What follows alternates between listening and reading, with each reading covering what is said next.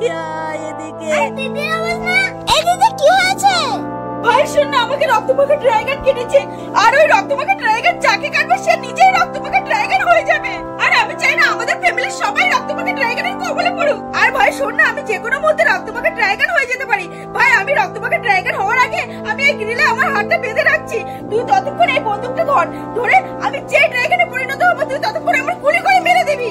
এই দিদি তুই এটা কি বলছিস? আমি তোকে গুলি করে মারতে পারবো না। ভাই বেশি দেরি করিস না, এটা ভাইরাস করে